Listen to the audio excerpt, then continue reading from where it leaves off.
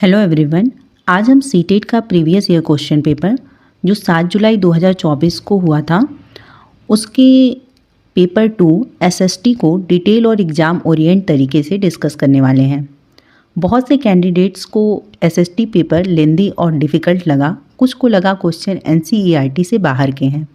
लेकिन आज की इस वीडियो को देखने के बाद आप समझ जाएंगे कि एसएसटी का एक भी क्वेश्चन एनसीईआरटी के बाहर का नहीं था। इस डिस्कशन का पर्पज़ सिर्फ आंसर बताना नहीं है, बल्कि ये समझना है कि सीटेट एग्जामिनर एसएसटी के क्वेश्चन एनसीईआरटी से कैसे ट्विस्ट करता है। अब जब एग्ज़ाम में ज़्यादा दिन नहीं बचे हैं तो नई बुक्स के पीछे भागने के बजाय पीवाईक्यू देखना सबसे स्मार्ट स्ट्रेटजी है।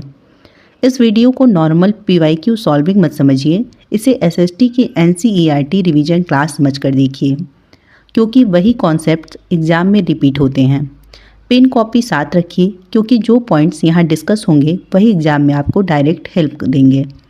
चलिए अब शुरू करते हैं सीटेट 7 जुलाई 2024 के पीवाईक्यू का डीप एनालिसिस।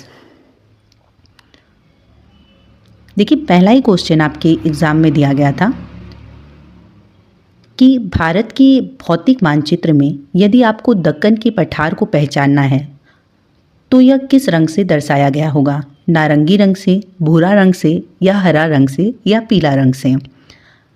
भारत की भौतिक मानचित्र की बात की जा रही है, फिजिकल मैप की बात की जा रही है और कहा जा रहा है अगर आपको दक्कन के पठार को पहचानना है तो किस रंग से इसे दर्शाया जाएगा? तो इसका सही आंसर है आपका पीला रंग। अब पीला रंग से क्यों दर्शाया जाएगा इसे भी हम समझते हैं। क्योंकि पीला रंग जो है वो पठारों को दर्शाने के लिए प्रयोग किया जाता है। पीला रंग का प्रयोग क्या है? पठारों को दर्शाने के लिए इसका प्रयोग किया जाता है। वहीं जो हरा रंग है ये मैदानों और निचले इलाकों के लिए इसका प्रयोग किया जाता है, यानी मैदानी क्षेत्रों और निचले जितने भी इलाके हैं इनके लिए हरे रंग का प्रयोग किया जाता है। जो भूरा रंग है वो पर्वतों और पहाड़ियों के लिए इस रंग का उपयोग किया जाता है। वहीं अगर हम नारंगी रंग की बात करें तो जो नारंगी रंग है वो भारत के भौतिक मानचित्र में नारंगी रंग अक्सर मध्यम ऊंचाई वाले क्षेत्रों या पठारों के कुछ हिस्सों को दर्शाता है, जो पीले यानी निचले क्षेत्र से ऊंचा और भूरे पहाड़ से कम ऊंचा होता है। ठीक है, तो नारंगी का प्रयोग इसके लिए किया जाता है। वहीं अगर एक और आप रंग के बारे में जानकारी ज्ञात कर लीजिए, अगर नीला रंग कहा जा रहा है तो जल निकायों के लिए नीला रंग दर्शाया जाता है। अब देखिए, अगला जो प्रश्न है वो दिया गया है कि निम्नलिखित में से मृदा अपरदन और छेड़ता को नियंत्रित करने के उपायों का चयन कीजिए। मृदा अपरदन और छेड़ता को नियंत्रित करने के लिए, यानी मिट्टी के कटाव को रोकने और उसको कमज़ोर होने से रोकने के लिए किन उपायों का प्रयोग कर सकते हैं, इसका आपको चयन करना है। मल्च बनाना, अति चराई, वेदिका फॉर्म, बीज की फसल उगाना। सही विकल्प का चयन कीजिए। केवल ए बी सी, केवल ए सी डी, केवल ए बी डी, केवल बी सी डी। तो सही विकल्प का आपको चयन करना है। तो देखिए, सही विकल्प आपका होगा दूसरा, केवल ए सी और डी। मल्च बनाना, वेदिका फॉर्म और बीज की फसल उगाना, ये ऐसे तरीके हैं जिसके द्वारा मृदा अपरदन और छेड़ता को नियंत्रित किया जा सकता है। मल्च बनाना क्या है? मल्चिंग जिसे आप कहते हैं इंग्लिश में, इसमें पौधों के बीच की खाली ज़मीन को पुआल या अन्य जैविक पदार्थों की एक परत से ढका जाता है। ठीक है, जो पौधे होते हैं, पौधे जो हैं उनके बीच की जो खाली जगह है उस खाली जगहों को पुआल या अन्य जैविक पदार्थों की एक परत से ढका जाता है। इससे मिट्टी की नमी बनी रहती है, खरपतवार नियंत्रित होते हैं और मिट्टी का कटाव जो है वो रुकता है। ठीक, वेदिका फॉर्म की अगर हम बात करें तो वेदिका फॉर्म क्या है?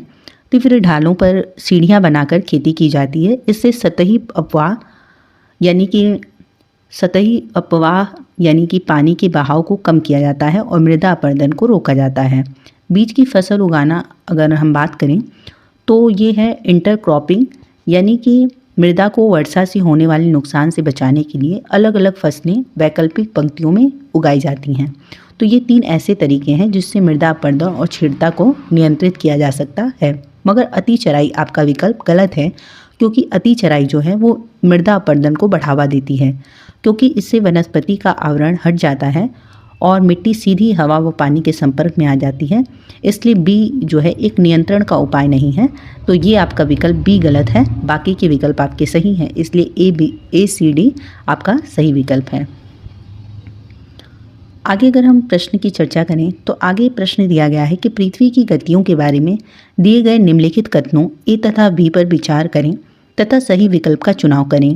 पृथ्वी का अपने अक्ष पर घूमना घूर्णन कहलाता है। बी कथन दिया गया है कि पृथ्वी का अक्ष एक काल्पनिक रेखा है जो अपनी कक्षीय सतह से 33.5 डिग्री का कोण बनाती है। तो देखिए, ए कथन जो दिया गया है कि पृथ्वी का अपने अक्ष पर घूमना घूर्णन कहलाता है कि बिल्कुल सही बात है। जो पृथ्वी है वो अपनी धुरी यानी अक्ष पर घूमती है, उसी को हम क्या कहते हैं, घूर्णन कहते हैं। अब देखिए कथन बी दिया गया है कि पृथ्वी का अक्ष एक काल्पनिक रेखा है जो अपनी कक्षीय सतह 33.5 डिग्री का कोण बनाती है। तो ये बात जो है वो गलत है। पृथ्वी का अक्ष एक काल्पनिक रेखा है जो इसकी कक्षीय सतह से 66.5 डिग्री का कोण बनाती है, न कि 33.5 डिग्री का। ठीक, तो इसलिए ये विकल्प आपका गलत है, यानी केवल ए विकल्प आपका सही है, केवल ए सही है, यानी एक आपका विकल्प सही होगा। वहीं अगर हम आगे अगले प्रश्न की बात करें तो अकबर ने निम्नलिखित में से किन सरदारों को वतन जागीर दिया था? सिखों को, मराठों को, सिसोदिया राजपूतों को या भारतीय मुसलमानों को? तो अकबर ने सिसोदिया राजपूतों को वतन जागीर दिया था। देखिए, मुगल सम्राट अकबर ने सिसोदिया राजपूतों तथा अन्य राजपूत सरदारों जैसे आमेर और जोधपुर के शासकों को वफादारी और समर्थन सुनिश्चित करने के लिए वतन जागीरें प्रदान की थी। ठीक है, सिसोदिया राजपूतों तथा अन्य राजपूत सरदारों जैसे आमेर और जोधपुर के शासकों को वफादारी और समर्थन सुनिश्चित करने के लिए वतन जागीरें प्रदान की थी।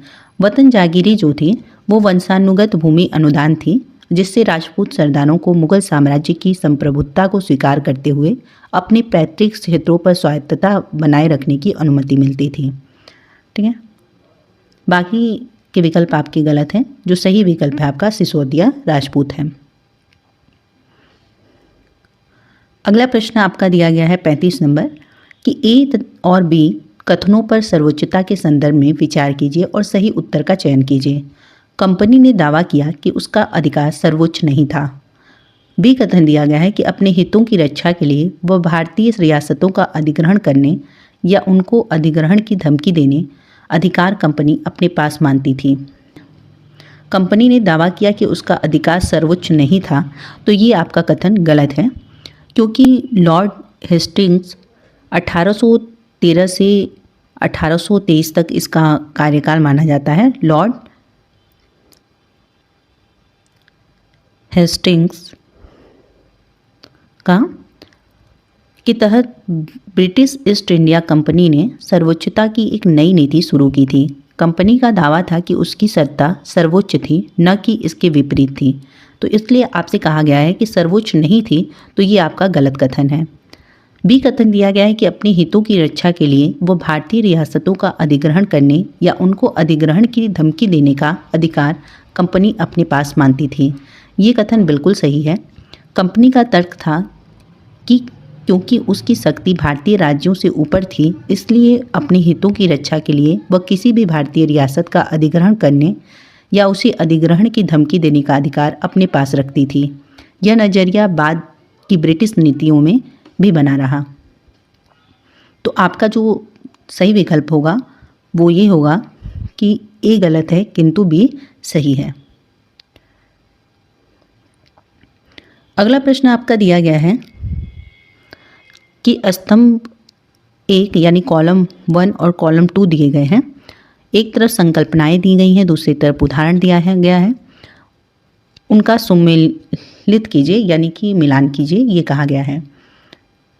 भेदभाव, असमानता, रूढ़िवादिता, पूर्व धारणा, समान कार्य के लिए अलग वेतन, ग्रामवासी अंधविश्वासी हैं, महिला को रोजगार की अनुमति नहीं है क्योंकि वह परिवार शुरू कर रही है, वह गर्भवती है, लड़कियां खाना बनाने भोजन पकाने में अच्छी हैं। आपसे ये पूछा गया है, तो देखिए भेदभाव क्या है कि महिला को रोजगार की अनुमति नहीं है क्योंकि वह परिवार शुरू कर रही है, वह गर्भवती है। तो ये क्या है, भेदभाव को दर्शाता है। और समानता क्या है, समान कार्य के लिए अलग वेतन दिया जाना। मान लीजिए एक कंपनी में या किसी भी स्थान पर जेंट्स और लेडीज़ दोनों काम कर रहे हैं, पर एक ही काम के लिए जेंट्स को ज़्यादा पैसे दिया जाए और लेडीज़ को कम दिया जाए, तो ये क्या है, समान कार्य के लिए अलग वेतन दिया जाना ही असमानता को दर्शाता है। रूढ़िवादिता क्या है, लड़कियां खाना बनाने भोजन पकाने में अच्छी हैं, तो ये क्या है, रूढ़िवादिता सोच को दर्शाता है। पूर्व धारणा क्या है कि ग्रामवासी अंधविश्वासी हैं, ये पूर्व धारणा है।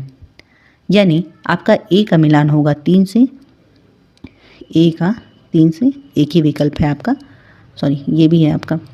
और बी का मिला असमानता, समान कार्य के लिए अलग वेतन, तो आपका जो सही विकल्प होगा वो 1 होगा। ठीक। अगला प्रश्न आपका दिया गया है कि दिए गए कथनों ए तथा आर पर विचार कीजिए तथा सही विकल्प का चुनाव कीजिए। एक बार पुनः हम प्रश्नों को पढ़ते हैं कि दिए गए कथनों ए तथा आर पर विचार कीजिए तथा सही विकल्प का चुनाव कीजिए। कथन ए दिया गया है कि जो स्थान ग्रीनविच के पश्चिम में है उनका समय ग्रीनविच से पीछे रहेगा। ये सत्य कथन है। आपने पढ़ा है कि ग्रीनविच से पश्चिम की ओर जो रहेगा उसका समय माइनस में रहता है, यानी पीछे रहता है, और जो पूर्व की तरफ रहता है उसका प्लस रहता है। पृथ्वी पूर्व से पश्चिम की ओर चक्कर लगाती है तथा सूर्य पूर्व दिशा में जल्दी उगता है। तो पृथ्वी जो है वो पश्चिम से पूर्व की ओर चक्कर लगाती है। तो ये आपका गलत है कथन, बाकी पहला कथन सही है, यानी ए सही है और आर गलत है, यानी तीसरा विकल्प आपका सही है।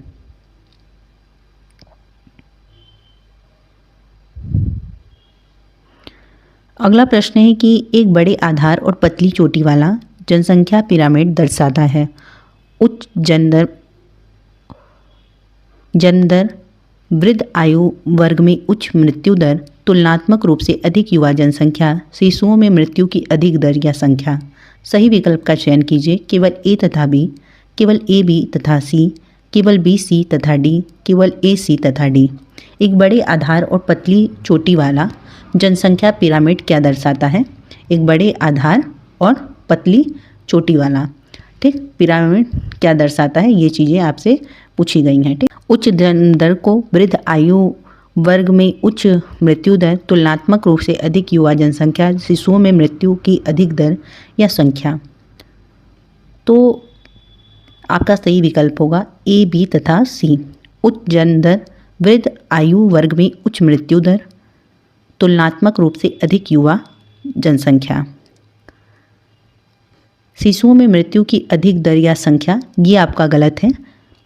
ठीक, बाकी ये तीनों ऑप्शन आपके सही है। चौड़ा आधार इंगित करता है कि हर साल बड़ी संख्या में बच्चे पैदा हो रहे हैं। ठीक है, उच्च जन्म दर हो रहा है। वृद्ध आयु वर्ग में उच्च मृत्यु दर, जैसे जैसे आयु बढ़ती है पिरामिड तेजी से संकरा यानी पतला होता जाता है, जो यह दर्शाता है कि उच्च आयु वर्गों से मृत्यु दर अधिक है। तुलनात्मक रूप से अधिक युवा जनसंख्या, आधार के चौड़ा होने के कारण कुल जनसंख्या में बच्चों और युवाओं का अनुपात सबसे अधिक होता है।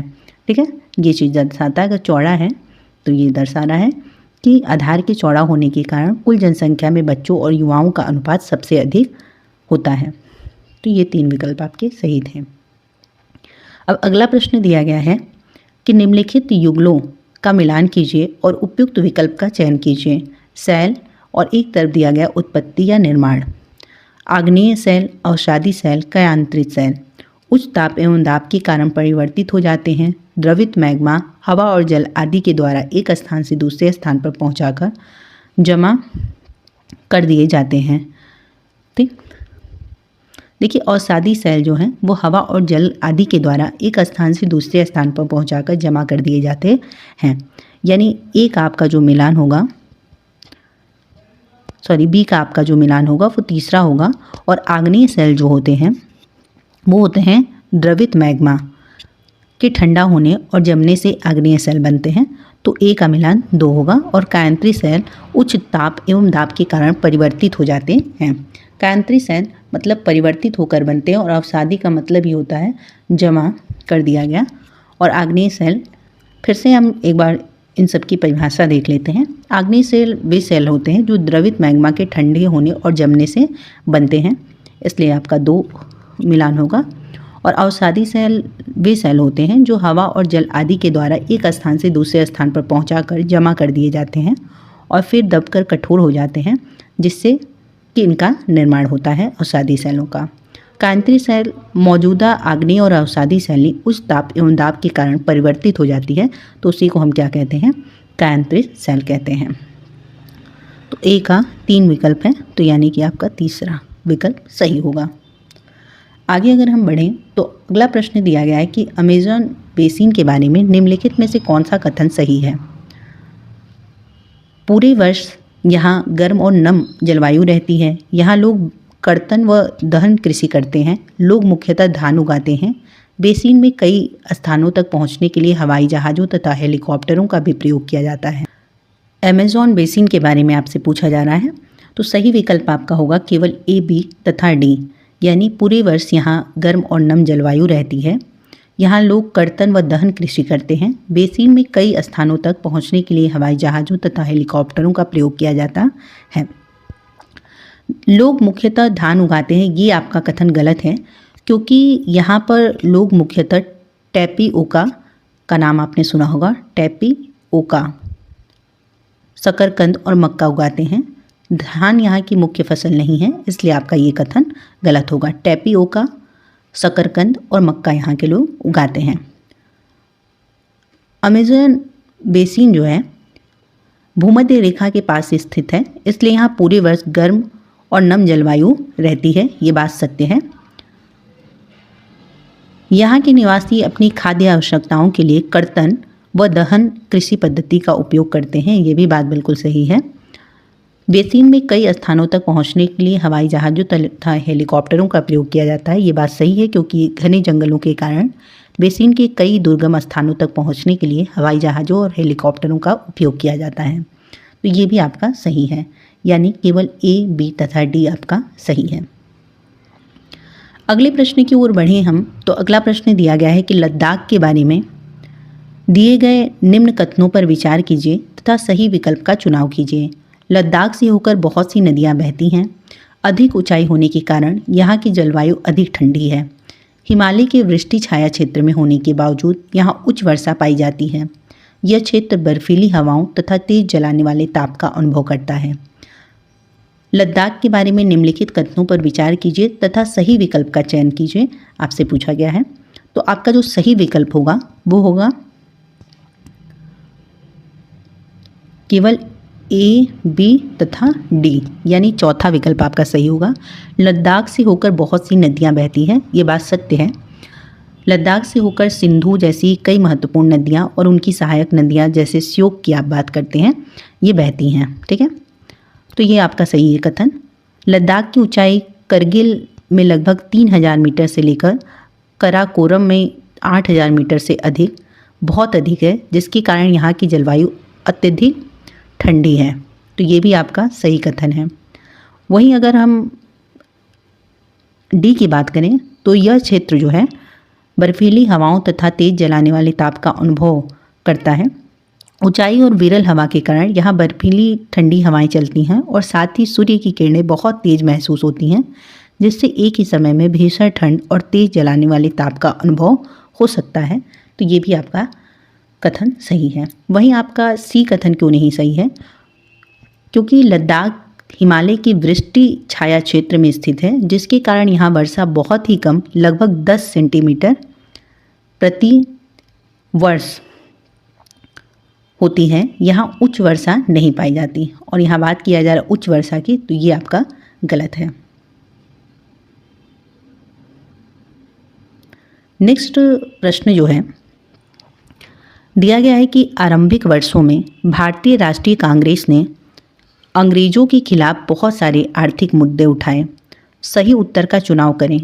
कांग्रेस का कहना था कि भारत में ब्रिटिश शासन की वजह से ही गरीबी और अकाल पड़ रहे हैं। इसने मांग की कि लगान कम किया जाए तथा फौजी खर्चों में कटौती की जाए। इसने सिंचाई के लिए अधिक अनुदान की मांग की। इसने मनोरंजन कर के खिलाफ आवाज़ उठाई। आरंभिक वर्षों में भारतीय राष्ट्रीय कांग्रेस ने अंग्रेजों के खिलाफ बहुत सारे आर्थिक मुद्दे उठाए। सही उत्तर का चुनाव करना है आपको। विकल्प आपने पढ़ लिया कि कांग्रेस का कहना था कि भारत में ब्रिटिश शासन की वजह से ही गरीबी और अकाल पड़ रहे हैं। इसने मांग की कि लगान कम किया जाए तथा फौजी खर्चों में कटौती की जाए। इसने सिंचाई के लिए अधिक अनुदान की मांग की। इसने मनोरंजन कर के खिलाफ आवाज़ उठाई। सही विकल्प का आपको चयन करना है। तो अपने शुरुआती वर्षों में भारतीय राष्ट्रीय कांग्रेस ने कई आर्थिक मुद्दे उठाए थे। पहला जो बात कहा जा रहा है कि कांग्रेस का कहना था कि भारत में ब्रिटिश शासन की वजह से ही गरीबी और अकाल पड़ रहे हैं। ये बात बिल्कुल सही है। दूसरा जो बात कहा जा रहा है कि कांग्रेस का कहना, इसने मांग की कि लगान कम किया जाए तथा फौजी खर्चों में कटौती की जाए। कांग्रेस ने भू राजस्व यानी लगान को कम करने और सैन्य खर्चों यानी फौजी खर्चों में कटौती करने की मांग की थी ताकि वो पैसा जन कल्याण में लग सके। तो ये भी कथन आपका सही है। तीसरा जो कथन है कि इसने सिंचाई के लिए अधिक अनुदान की मांग की, ये भी आपका सही है कथन। कृषि की स्थिति सुधारने के लिए कांग्रेस ने सिंचाई के लिए अधिक सरकारी अनुदान और धन की मांग की थी। तो ये 3 विकल्प आपके सही हैं, मगर चौथा विकल्प जो है आपका ये गलत है। इसने मनोरंजन कर के खिलाफ आवाज़ उठाई, तो ये आपका गलत है। आरंभिक वर्षों में मनोरंजन कर कोई प्रमुख मुद्दा नहीं था। इसके बजाय कांग्रेस ने नमक कर को खत्म करने और विदेशों में भारतीय मजदूरों के साथ होने वाले व्यवहार जैसे मुद्दों पर आवाज़ उठाई थी। मनोरंजन कर जो था ये प्रमुख मुद्दा नहीं था, बल्कि अगर यहाँ दिया रहा था कि नमक कर को ख़त्म करने के लिए, तो ये आपका विकल्प सही होता, पर ये आपका गलत है। केवल 1, 2, 3 सही है, यानी आपका विकल्प 3 सही है। आगे अगर हम बढ़ें तो आगे दिया गया है कि निम्नलिखित में से कौन सा कथन अशोक के धम्म के विषय में सही है। इसमें किसी देवता की पूजा की आवश्यकता नहीं थी। इसमें किसी बलि कर्मकांड की आवश्यकता नहीं थी। धम्म के विचार बुद्ध के उपदेशों से प्रेरित थे। लोगों को धम्म की शिक्षा देने के लिए अशोक ने बौद्ध भिक्षुओं की नियुक्ति की थी। तो देखिए आपका ए और बी कथन तो बिल्कुल सही है अशोक के धम्म के विषय में। इसमें अशोक के जो धम्म था उसमें किसी देवता की पूजा या यज्ञ या बलि जैसे कर्मकांडों की आवश्यकता नहीं थी। अशोक का मानना था कि जिस प्रकार एक पिता अपनी संतान को अच्छे व्यवहार की शिक्षा देता है, वैसे ही प्रजा को नैतिक मार्ग दिखाना उनका कर्तव्य है। तो ये आपका दोनों कथन बिल्कुल सही है। धम्म के विचार बुद्ध के उपदेशों से प्रेरित थे, ये बात भी सत्य है। अशोक के धम्म के विचार महात्मा बुद्ध के उपदेशों से गहराई से प्रेरित थे, तो ये आपका भी सही है। अब देखिए जो डी विकल्प है वो आपका गलत है। क्यों गलत है? दिया गया है कि धम्म की शिक्षा देने के लिए अशोक ने बौद्ध भिक्षुओं की नियुक्ति की। तो इन्होंने बौद्ध भिक्षुओं की नियुक्ति नहीं की थी, बल्कि धम्म महामत नामक अधिकारियों की नियुक्ति की थी। ठीक है, अशोक ने धम्म की शिक्षा देने के लिए बौद्ध भिक्षुओं की नहीं बल्कि धम्म महामत की नियुक्ति की थी। तो आपका ए, बी तथा सी ये सही है चौथा। आगे अगर हम बढ़ें तो अगला दिया गया है कि नीचे 2 कथन ए और बी श्री नारायण गुरु के संदर्भ में हैं। कथन ए दिया गया है कि उनके अनुसार सारी मानवता की एक ही जाति है। उन्होंने सभी को सभी गुरुओं में विश्वास रखने के लिए प्रेरित किया। नारायण गुरु के बारे में सही कथन आपको पहचानना है। तो देखिए उनके अनुसार सारी मानवता की एक ही जाति है, ये बात बिल्कुल सत्य है। श्री नारायण गुरु ने प्रसिद्ध नारा दिया था, ओरो जाति ओरो मथम ओरो दैवम मनुष्याणो, यानी मानवता के लिए एक जाति, एक धर्म और एक ईश्वर। उनका मानना था कि सभी मनुष्य एक ही जाति के हैं। तो ये कथन आपका सही है। उन्होंने सभी को सभी गुरुओं में विश्वास रखने के लिए प्रेरित किया। ये कथन गलत है। उन्होंने सभी गुरुओं में विश्वास रखने के बजाय आत्म सुधार और एकता पर जोर दिया। उनका मुख्य संदेश एक ईश्वर की भक्ति और शिक्षा के माध्यम से उन्नति करना था, न कि विभिन्न गुरुओं के प्रति आस्था फैलाना। इसलिए आपका ये कथन गलत है, यानी ए सही है और बी गलत है। आगे अगर हम बढ़ें तो अगला प्रश्न दिया गया है कि अतीत में व्यक्तियों व वस्तुओं के संदर्भ में निम्नलिखित का मिलान कीजिए और उपयुक्त विकल्प का चुनाव कीजिए। कॉलम ए दिया गया है, कॉलम बी दिया गया है। बेरीगाजा का संबंध भरूच से था, जिसे आधुनिक समय में भरूच के नाम से जाना जाता है। बेरीगाजा को ये प्राचीन भारत में एक महत्वपूर्ण बंदरगाह था। ठीक, बेरीगाजा जो है वो प्राचीन भारत में एक महत्वपूर्ण बंदरगाह था, जिसे आधुनिक समय में भरूच गुजरात के नाम से जाना जाता है। श्रेणी की अगर हम बात करें तो ये शिल्पकारों तथा व्यापारियों के संघ थे, जो व्यापार को विनियमित करने और गुणवत्ता नियंत्रण सुनिश्चित करने का कार्य करते थे। एरेटाइन पात्र जो है ये मुहर लगे लाल चमकदार बर्तन थे। इटली के प्राचीन शहर एरेटियम में उत्पन्न हुए एक प्रकार के मुहर लगे लाल चमकदार बर्तन थे, जो भारत में व्यापार के माध्यम से लाए गए थे। गृहपति जो हैं वो स्वतंत्र कृषक होते थे। प्राचीन भारत में स्वतंत्र कृषक या गृहस्थ थे, जो अपनी कृषि भूमि का प्रबंधन करते थे। यानी बेरीगाजा जो था वो प्राचीन भारत का एक प्रमुख बंदरगाह था, जो वर्तमान में भरूच के नाम से जाना जाता है। श्रेणी जो है वो शिल्पकारों एवं व्यापारियों के संघ हुआ करते थे, जो व्यापारों पर नियंत्रण रखते थे। एरेटाइन पात्र जो था वो मुहर लगे चमकदार रंग के बर्तन होते थे। ये इटली के प्राचीन शहर एरेटियम में उत्पन्न होते थे, जो व्यापार के माध्यम से भारत लाए गए थे। गृहपति, प्राचीन समय में गृहपति का अर्थ घर का मालिक होता था। स्वतंत्र कृषक के लिए इसका प्रयोग होता है, ऐसे किसान जिनकी अपनी भूमि हो। ठीक, तो ये आपका विकल्प होगा, यानी कि ए का दूसरा पहला विकल्प आपका सही होगा। आगे अगर हम बढ़ें तो अगला प्रश्न दिया गया है कि वायुमंडल की किस परत में वायु की बहुत पतली परत होती है। तो सही विकल्प आपका है बहिर्मंडल।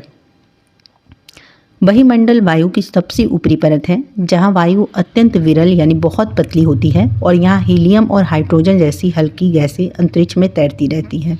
ठीक है, यहाँ हीलियम और हाइड्रोजन जैसी हल्की गैसें जो हैं वो अंतरिक्ष में तैरती रहती हैं। अगला प्रश्न है कि विविधता में एकता मुहावरा किसने दिया था। विविधता में एकता मुहावरा जो है वो पंडित जवाहरलाल नेहरू ने दिया था। इन्होंने अपनी प्रसिद्ध पुस्तक भारत की खोज द डिस्कवरी ऑफ इंडिया में विविधता में एकता वाक्यांश का प्रयोग भारत की सांस्कृतिक और सामाजिक एकता का वर्णन करने के लिए किया था। इसलिए आपका विकल्प एक सही होगा। और कौन सी पुस्तक में किया था, तो भारत की खोज में। अगला प्रश्न आपका दिया गया है कि निम्नलिखित में से कौन सा कथन 12वीं सदी की मंदिर निर्माण में प्रयुक्त शिल्प विज्ञान तकनीक के विकास के बारे में सही है। अधिरचना का भार शिखरों पर डाल दिया जाता था। निर्माण में बलुआ पत्थर व पत्थर के छोटे टुकड़ों के मिश्रण का तेजी से प्रयोग होने लगा। 12वीं सदी की मंदिर निर्माण में प्रयुक्त शिल्प विज्ञान तकनीक के विकास के बारे में सही कथन आपको पहचानना है। देखिए, जो एक कथन दिया गया है कि अधिरचना का भार शिखरों पर डाल दिया जाता था, ये कथन गलत है, क्योंकि 12वीं सदी के दौरान विकसित हुई चापाकार तकनीक में अधिरचना का भार शिखरों पर नहीं बल्कि मेहराबों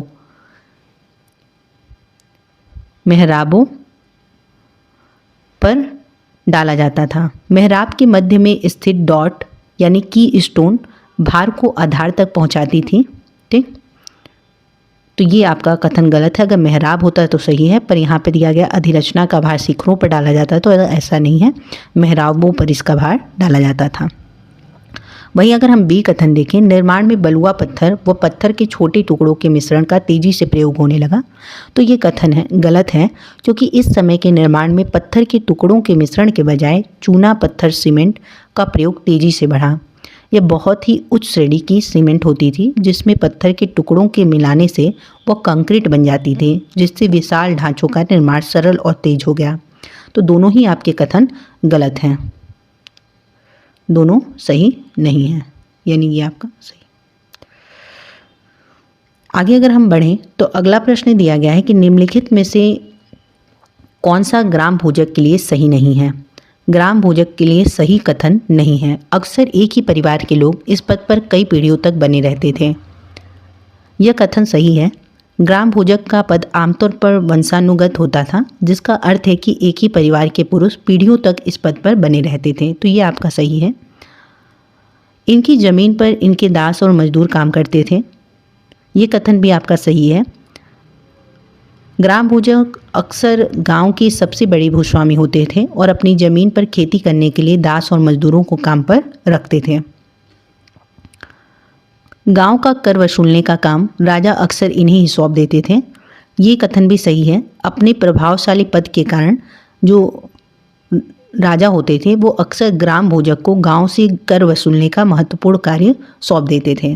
और आपसे नहीं कथन पूछा गया है, इसलिए बाकी जो तीसरा कथन है वे न्यायाधीश और पुलिस का काम नहीं करते थे, तो ये कथन आपका गलत है, क्योंकि ग्राम भोजक वास्तव में प्रभावशाली व्यक्ति होते थे और अपने गांव में न्यायाधीश और पुलिसकर्मी दोनों की भूमिका निभाते थे। ठीक, तो कहा गया नहीं ये काम करते थे, तो इसलिए ये कथन गलत है। आगे देखिए, अगला कथन आपका दिया गया है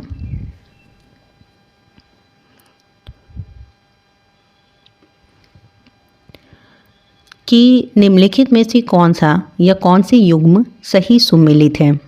फसल, आवश्यक जलवायुविक दशा, कॉफ़ी, ठंडी और शुष्क जलवायु, चाय, गर्म जलवायु और उच्च वर्षा। तो देखिए, कॉफ़ी जो है के लिए शर्त दी गई है कि ठंडी और शुष्क जलवायु। तो ये कथन है क्योंकि कॉफ़ी के पौधे उष्णकटिबंधीय और उपोष्ण कटिबंधीय क्षेत्रों में पनपते हैं, जिन्हें गर्मी, आर्द्रता और प्रचुर मात्रा में वर्षा की आवश्यकता होती है। इसलिए आपका ए कथन गलत है। चाय के लिए दिया गया है कि गर्म जलवायु और उच्च वर्षा, तो ये आपका कथन सही है। चाय के लिए वास्तव में गर्म या उष्णकटिबंधीय जलवायु और उच्च वर्षा की आवश्यकता होती है। आदर्श तापमान इसके लिए 20 डिग्री सेंटीग्रेड से 30 डिग्री सेंटीग्रेड के बीच होता है और इसे पूरे वर्ष समान रूप से वितरित वर्षा यानी 150 से 250 सेंटीमीटर की आवश्यकता होती है, ताकि पत्तियों का निरंतर विकास सुनिश्चित हो सके। तो आपका जो विकल्प 2 का केवल बी सही है। ठीक, केवल बी सही है। कॉफ़ी के लिए आवश्यक शर्त ये है कि ठंडी और शुष्क जलवायु नहीं, बल्कि कॉफ़ी के पौधे उष्णकटिबंधीय और उपोष्णकटिबंधीय क्षेत्रों में पनपते हैं, जिन्हें गर्मी, आर्द्रता और प्रचुर वर्षा की आवश्यकता होती है। और यहाँ ठंडी और शुष्क जलवायु दिया गया है, इसलिए ये कथन आपका गलत है। बाकी बी सही है, तो केवल बी सही है। आगे दिया गया है कि भूतपूर्व रियासत श्रेणी लागू थी। एक है कि स्वतंत्रता के समय केवल 1947 से 48 के आसपास, 1947 से 48 और 1956 के बीच जब उन्हें प्रशासनिक इकाइयों के रूप में मान्यता मिली। 1956 के बाद जब उन्हें प्रशासनिक इकाइयों के रूप में सुरक्षित नहीं रखा गया, किसी पर भी नहीं, क्योंकि भारत में ऐसी कोई श्रेणी विद्यमान नहीं थी। भूतपूर्व रियासत श्रेणी लागू थी, तो सही विकल्प आपका है 1947 से 1948 और 1956 के बीच जब उन्हें प्रशासनिक इकाइयों के रूप में मान्यता मिली। ये श्रेणी जो थी वो मुख्य रूप से 1947 से 48 और 1956 के बीच लागू थी। प्रशासनिक मान्यता की अगर हम बात करें तो देखिए, स्वतंत्रता के बाद अधिकांश रियासतों का भारत संघ में विलय हो गया और 1950 के संविधान के तहत इन्हें भाग बी राज्यों के रूप में प्रशासनिक इकाइयों की मान्यता दी गई। ठीक, तो आपका विकल्प 2 सही है। अगला प्रश्न दिया गया है कि 19वीं सदी की औपनिवेशिक भारत में लड़कियों को घर पर ही पढ़ाया जाता था, क्योंकि वे पढ़ाई के साथ साथ घरेलू काम भी कर सकें। लोग मानते थे कि सार्वजनिक स्थानों पर जाने से वे बिगड़ जाएंगी। लोग अपने संबंधियों और मित्रों से उनकी शिक्षा के तथ्य छुपाना चाहते थे।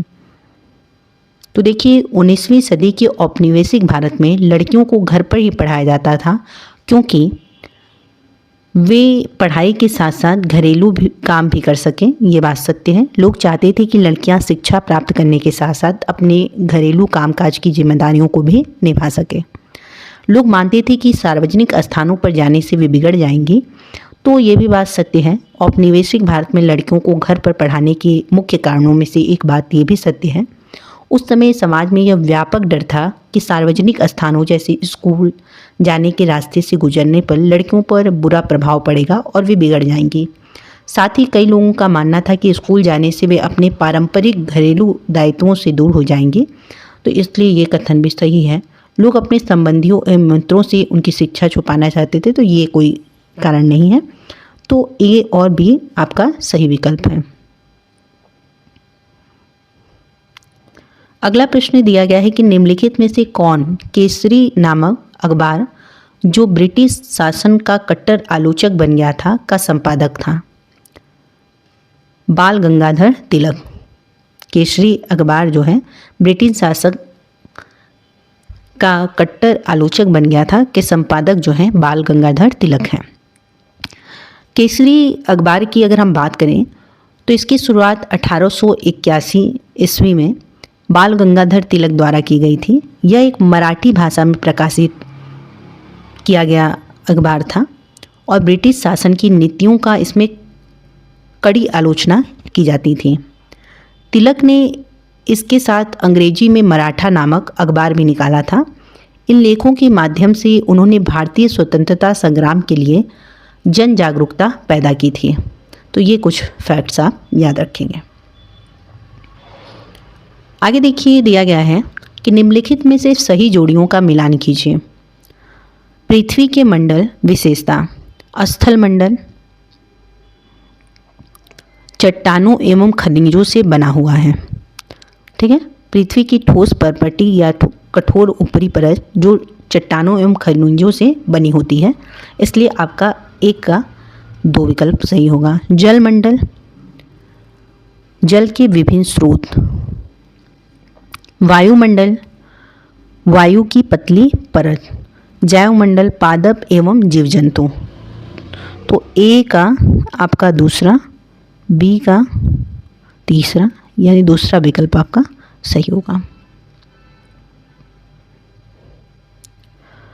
आगे अगर हम बढ़ें तो दिया गया है कि नीचे 2 कथन ए और बी 19वीं शताब्दी में चमड़े का काम करने वालों के संदर्भ में है।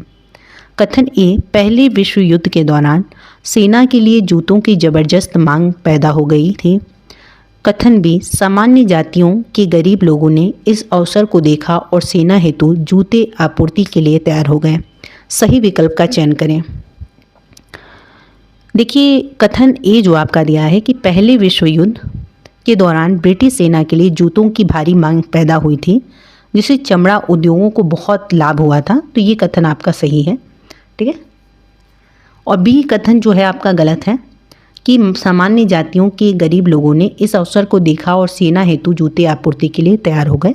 ये कथन गलत है। उस समय समाज में जाति व्यवस्था बहुत गहरी थी। चमड़े का काम करने वालों जैसे मदिंगा और चमार को अछूत माना जाता था। ऊंची या सामान्य जाति के लोग सामाजिक प्रतिष्ठा और धार्मिक मान्यताओं के कारण चमड़े का काम करने के लिए तैयार नहीं थे। केवल पारंपरिक रूप से इस व्यवसाय से जुड़ी जातियों ने ही इस अवसर का लाभ उठाया था। तो सामान्य जाति कहा गया है, तो ये बिल्कुल बात गलत है। ए सही है लेकिन बी गलत है, यानी तीसरा ऑप्शन आपका सही है।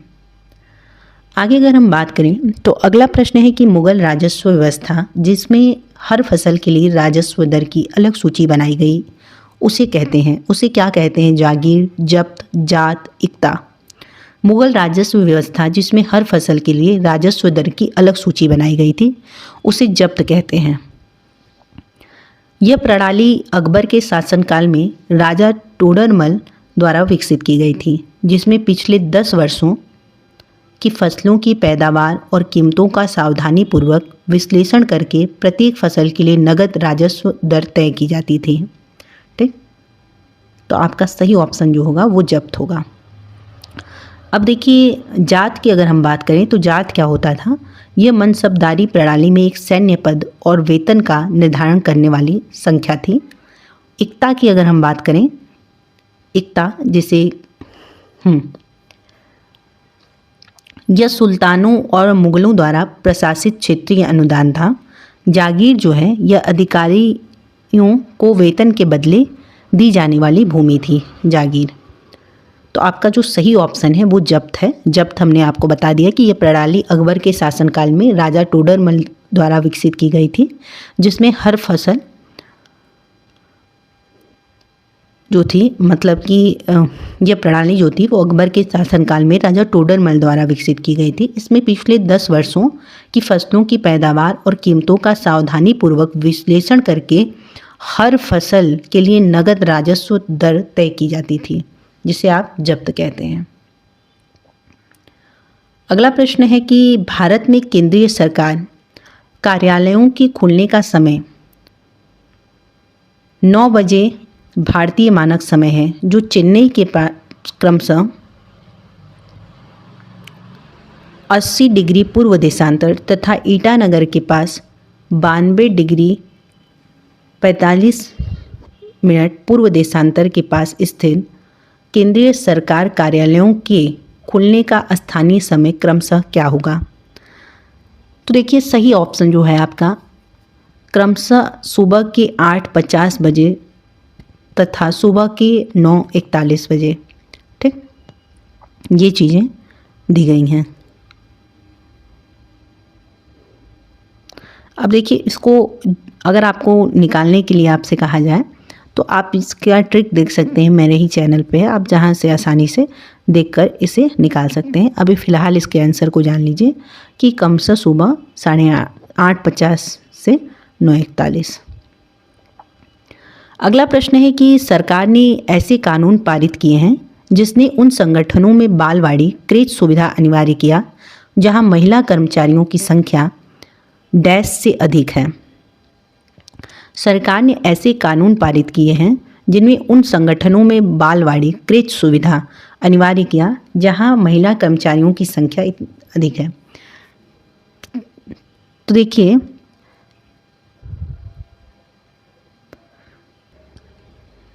सही विकल्प आपका होगा 30।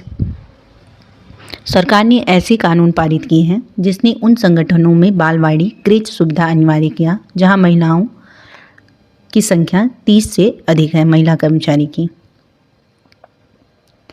अगला प्रश्न आपका दिया गया है कि पृथ्वी की शैलें वे शैलें जो पृथ्वी के निर्माण के 30 करोड़ वर्ष पश्चात बने हैं, विश्व की नवीनतम शैलें मानी जाती हैं। पश्चिमी ऑस्ट्रेलिया में स्थित हैं, पूर्वी यूरोप में स्थित हैं, हिमालय क्षेत्र में स्थित है। पृथ्वी के निर्माण यानी कि लगभग 4.54 अरब वर्ष पूर्व के लगभग 30 करोड़ वर्ष बाद बनी प्राचीनतम ज्ञात शैलें और खनिज पश्चिमी ऑस्ट्रेलिया में स्थित है। ठीक है, तो सही विकल्प आपका बी है। अगला प्रश्न है कि इतिहास की गूढ़ लिपि का अर्थ निकालने या लिखने में पुरातत्वविद एक महत्वपूर्ण भूमिका निभाते हैं। निम्नलिखित में से उनके काम की प्रकृति के बारे में कौन सा सही नहीं है? नहीं है के बारे में आपसे पूछा गया है कि इतिहास की गूढ़ लिपि का अर्थ निकालने या लिखने में पुरातत्वविद जो हैं वो एक महत्वपूर्ण भूमिका निभाते हैं। उनके काम की प्रकृति के बारे में कौन सा कथन सही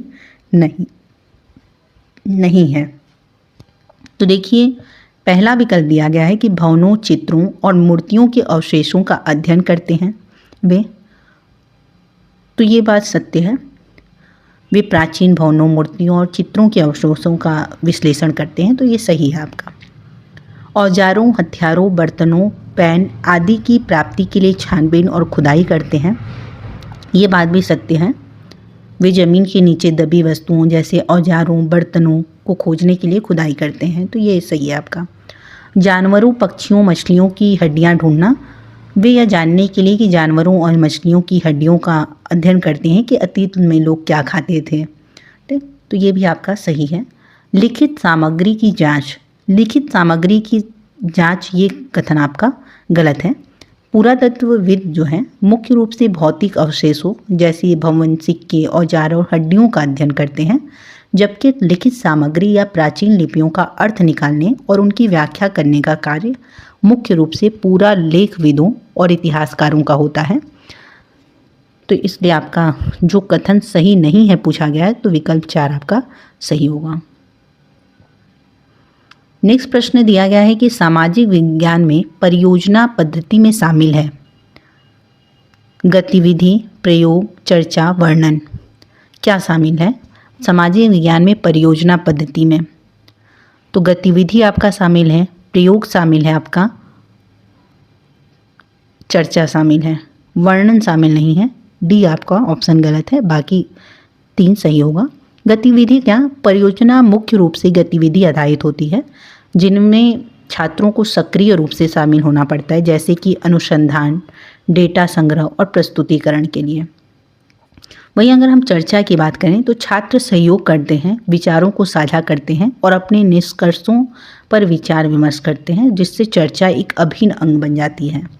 वहीं अगर हम प्रयोग की बात करें तो यद्यपि प्राकृतिक विज्ञानों की तरह सामान्य नहीं ही है, सामाजिक विज्ञान में भी मानव व्यवहार या सामाजिक अंतःक्रियाओं की खोज करते समय कुछ परियोजनाओं में प्रयोग या क्षेत्र कार्य शामिल हो सकते हैं।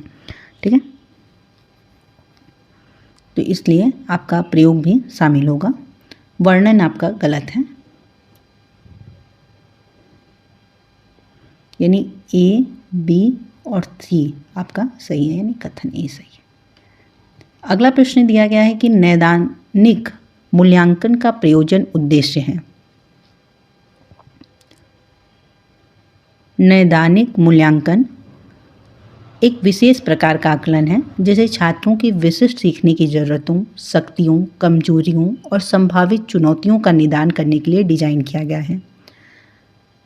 ठीक, इसका प्रयोजन का उद्देश्य आपसे पूछा गया है, तो इसका प्रयोजन का उद्देश्य विद्यार्थियों के लक्षणों के बारे में सूचना प्राप्त करना। ये बात सत्य है, क्योंकि इसको डिज़ाइन इसलिए किया गया है कि ये एक विशेष प्रकार का आकलन है जिसे छात्रों की विशिष्ट सीखने की ज़रूरतों, शक्तियों, कमजोरियों और संभावित चुनौतियों का निदान करने के लिए डिजाइन किया गया है। तो विद्यार्थियों के लक्षणों के बारे में सूचना प्राप्त करना ये सत्य है, क्योंकि नैदानिक मूल्यांकन का उपयोग सीखने की कठिनाइयों, कमजोरियों और समस्याओं के मूल कारणों का पता लगाने के लिए किया जाता है, जिन्हें लक्षण के रूप में संदर्भित किया जा सकता है। विद्यार्थियों के पूर्व ज्ञान के बारे में जानना, यह आकलन निर्देश शुरू करने से पहले या उसके दौरान छात्रों के मौजूदा ज्ञान, कौशल, ताकत और ज्ञान के अंतराल को जानने के लिए किया जाता है, ताकि शिक्षण को उनकी आवश्यकताओं के अनुसार ढाला जा सके। तो ये भी आपका कथन सत्य है, यानी ए और बी आपका सत्य है।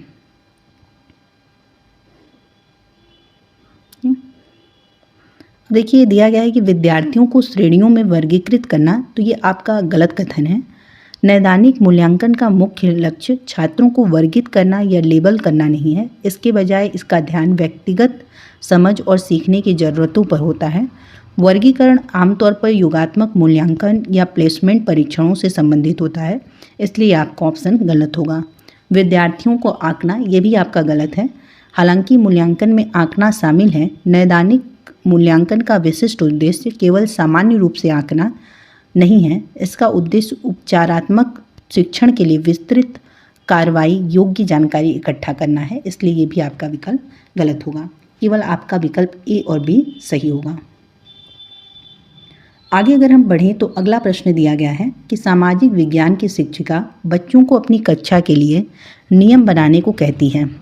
सामाजिक विज्ञान की एक टीचर है जो अपने बच्चों से अपनी कक्षा के लिए नियम बनाने के लिए कहती है, और ये नियम एक चार्ट पेपर पर लिखे जाते हैं। सभी बच्चे इन नियमों के पालन की सहमति देते हैं। यह चार्ट कक्षा में चिपका दिया जाता है ताकि छात्र इसे संदर्भ के तौर पर प्रयोग में ला सकें। इस गतिविधि को निम्न में से किस संप्रदाय को पढ़ाने हेतु प्रारंभिक गतिविधि के रूप में लिखा जा सकता है? विविधता, हास्याकरण, प्रजातंत्र, बाजार। फिर से प्रश्न को पढ़ते हैं। सामाजिक विज्ञान की एक शिक्षिका है जो बच्चों को अपनी कक्षा के लिए नियम बनाने को कहती है, और ये नियम एक चार्ट पेपर पर लिखे जाते हैं। ठीक, ये जो नियम है एक चार्ट पेपर पर लिखे जाते हैं। इन नियमों के पालन की सहमति देते, सभी बच्चे इन नियमों के पालन की सहमति देते हैं। ये चार्ट कक्षा में चिपका दिया जाता है ताकि छात्र इसे संदर्भ के तौर पर प्रयोग में ला सकें। इस गतिविधि को निम्न में से किस संप्रदाय को पढ़ाने हेतु प्रारंभिक गतिविधि के रूप में लिखा जा सकता है? तो इसका सही विकल्प आपका होगा प्रजातंत्र। जब बच्चे मिलकर नियम बनाते हैं और उन पर अपनी सहमति देते हैं तो ये लोकतांत्रिक प्रक्रियाओं जैसे कि सहभागिता, सामूहिक निर्णय लेना, आम सहमति बनाना और कानून के शासन का प्रतिनिधित्व करता है। ये छात्रों को यह समझने में मदद करता है कि एक लोकतांत्रिक समाज में नियम कैसे लोगों की भागीदारी से बनते हैं और सभी पर समान रूप से लागू होते हैं। तो ये आपका सही विकल्प प्रजातंत्र होगा। आगे अगर हम बात करें तो अगला प्रश्न है कि सामाजिक विज्ञान की प्रकृति के संबंध में निम्नलिखित कथनों अभिकथन ए तथा तर्क आर पर विचार कीजिए तथा सही विकल्प का चयन कीजिए। अभिकथन: सामाजिक विज्ञान ने तथ्यों से वस्तुगत एवं क्रमबद्ध मार्ग प्रकार से निपटने हेतु अपनी स्वयं की विशिष्ट विधियां विकसित की हैं। तर्क: प्राकृत विज्ञान से भिन्न अदृश्य सामाजिक विज्ञान में लोकप्रिय भावनाओं के दबाव से तथ्यों के अवलोकन एवं विश्लेषण को पृथक करना कठिन है। तो देखिए आपका जो अभिकथन दिया गया है, सामाजिक विज्ञान ने तथ्यों से वस्तुगत एवं क्रमबद्ध मार्ग से निपटने हेतु अपनी स्वयं की विशिष्ट विधियां विकसित की हैं, ये सत्य बात है। सामाजिक विज्ञान ने मानवीय व्यवहार और सामाजिक घटनाओं के अध्ययन के लिए अपनी विशिष्ट अनुसंधान विधियां जैसे सर्वेक्षण, केस स्टडी विकसित की है ताकि तथ्यों का व्यवस्थित और वस्तुनिष्ठ विश्लेषण किया जा सके। वहीं तर्क आर को अगर हम पढ़ें कि प्राकृत विज्ञान से भिन्न सामाजिक विज्ञान में मानवीय भावनाओं, पूर्वाग्रहों और सामाजिक धारणाओं को तथ्यों के विश्लेषण से पूरी तरह अलग रखना चुनौतीपूर्ण होता है। तो ये भी आपका सही है क्योंकि शोधकर्ता स्वयं उसी समाज का हिस्सा होता है। तो दोनों कथन आपका सही है। पर जो आर है वो ए की सही व्याख्या नहीं करता है, इसलिए ए आर दोनों सही हैं पर आर ए की सही व्याख्या नहीं करता। देखिए क्यों नहीं करता, यद्यपि दोनों कथन जो हैं वो सही हैं लेकिन आर जो है वो ए की सही व्याख्या नहीं करता। अभिकथन सामाजिक विज्ञान की पद्धतिगत वैज्ञानिक क्षमता पर जोर देता है जबकि तर्क उसकी सीमाओं और चुनौतियों को दर्शाता है। तो इसलिए वो उसके क्या है, ये दोनों कथन जो हैं वो एक दूसरे के पूरक तो हो सकते हैं लेकिन तर्क सीधे तौर पर यह नहीं बताता कि विशिष्ट विधियां क्यों विकसित की गई, इसलिए वह सही व्याख्या नहीं करता। आगे अगर हम बढ़ें तो अगला प्रश्न दिया गया है कि लोकतंत्र को दर्शाने हेतु निम्नलिखित में से किसका प्रयोग किया जा सकता है। लोकतंत्र को दर्शाने हेतु निम्नलिखित में से किसका प्रयोग किया जा सकता है। लोग समान और स्वतंत्र हैं, लोग धनी और समृद्ध होते हैं, लोग संघर्ष को दूसरों की तुलना में बेहतर तरीके से सुलझाते हैं, सरकार अधिक जवाबदेह है और तर्कसंगत है। सही विकल्प का चयन करना है। तो आपका विकल्प जो है ए, सी और डी सही विकल्प का आपको चयन करना है। तो विकल्प आपका सही होगा।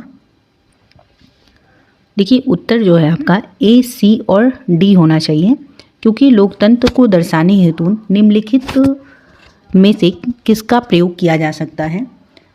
लोग समान और स्वतंत्र हैं, लोग धनी और समृद्ध होते हैं, लोग संघर्ष को दूसरों की तुलना में बेहतर तरीके से सुलझाते हैं, सरकार अधिक जवाबदेह और तर्कसंगत है।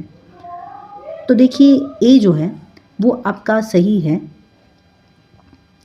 लोकतंत्र में सभी नागरिक समान होते हैं और उन्हें मौलिक स्वतंत्रता प्राप्त होती है, इसलिए आपका ए विकल्प सही होगा। लोग धनी और समृद्ध होते हैं, ये आपका गलत है विकल्प।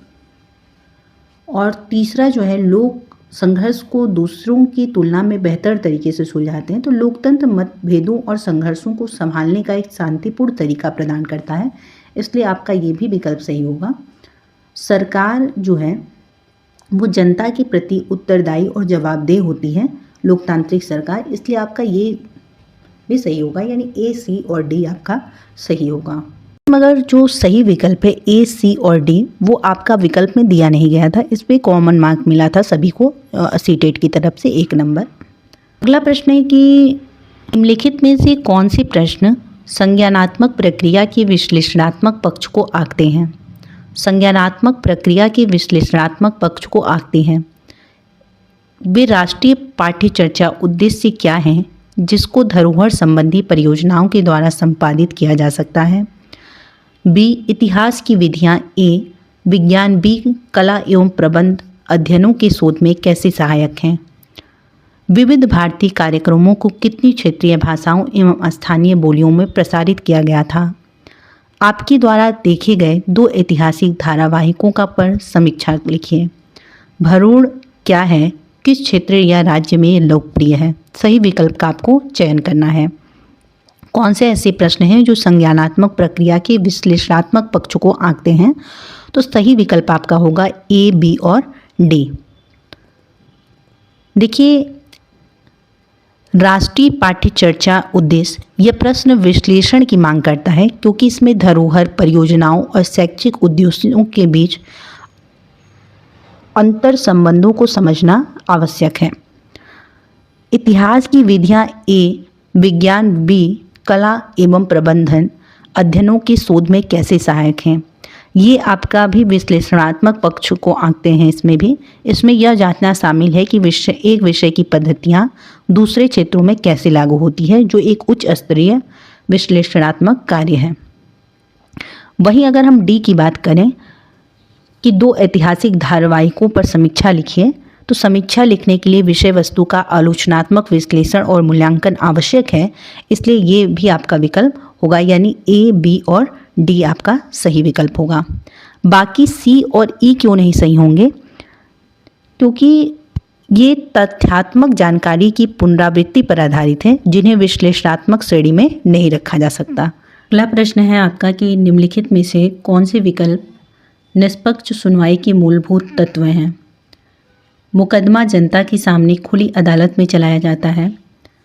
बी ऑप्शन दिया गया है कि आरोप पत्र और अभियोजन पक्ष द्वारा पेश किए गए सभी साक्ष्यों की एक प्रति आरोपी को दी जाती है। सी विकल्प है बचाव पक्ष के वकील को अभियोजन पक्ष की ओर से पेश किए गए सारे गवाहों से जिरह करने का मौका नहीं दिया जाता है। डी ऑप्शन है न्यायाधीश अदालत के सामने वकीलों द्वारा किए गए कथनों के आधार पर फैसला करते हैं। निष्पक्ष सुनवाई के मूलभूत तत्व पूछा गया है आपसे, इस सही विकल्प का चयन कीजिए। केवल ए, बी तथा सी, केवल ए, बी तथा डी, केवल बी, सी तथा डी या चारों सभी सही हैं। पहला जो ऑप्शन है कि मुकदमा जनता के सामने खुली अदालत में चलाया जाता है, तो ये सत्य है निष्पक्ष सुनवाई के मूलभूत तत्व में, क्योंकि यह पारदर्शिता और सार्वजनिक निगरानी सुनिश्चित करता है जो निष्पक्ष सुनवाई के लिए महत्वपूर्ण है। इसलिए ये आपका विकल्प सही है।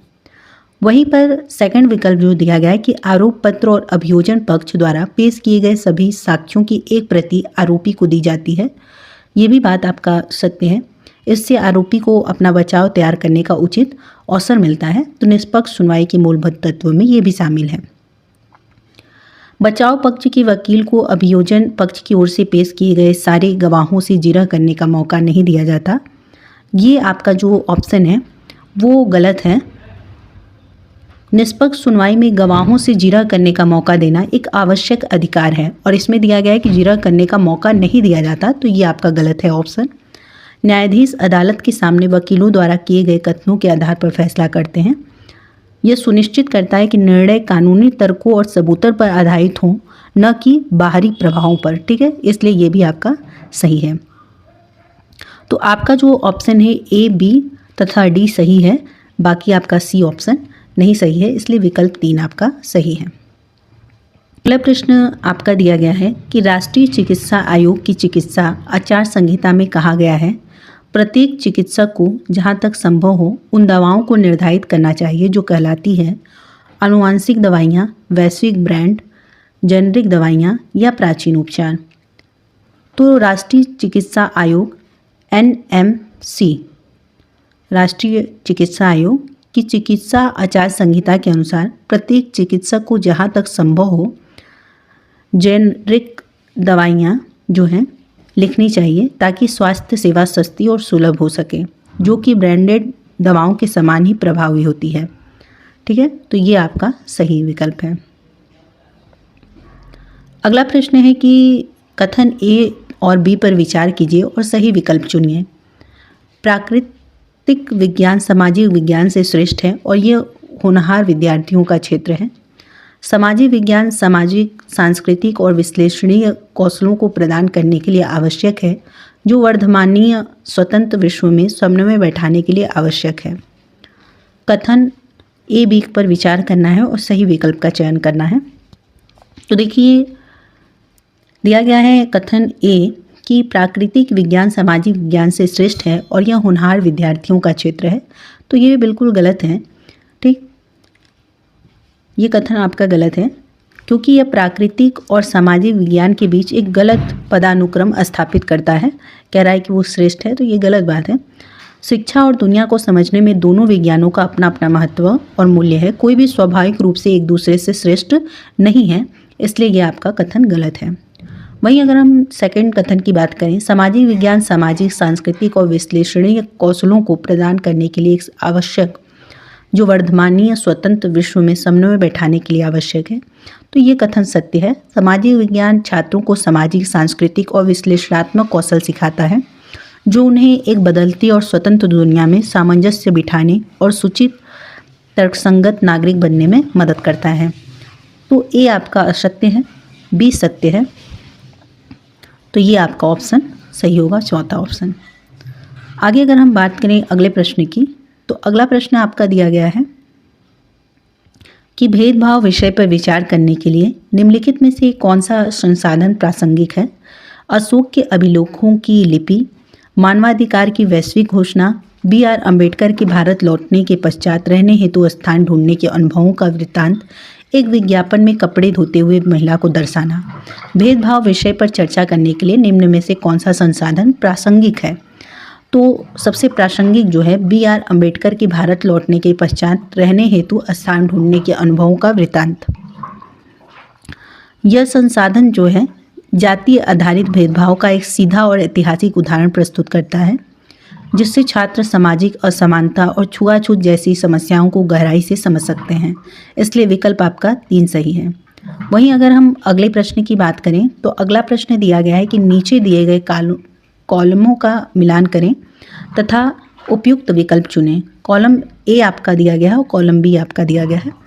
चर्चा जो है इसका संबंध जो है सुनना, राय व्यक्त करना और दूसरों से पता लगाना। ठीक, यानी ए का आपका चौथा सही होगा।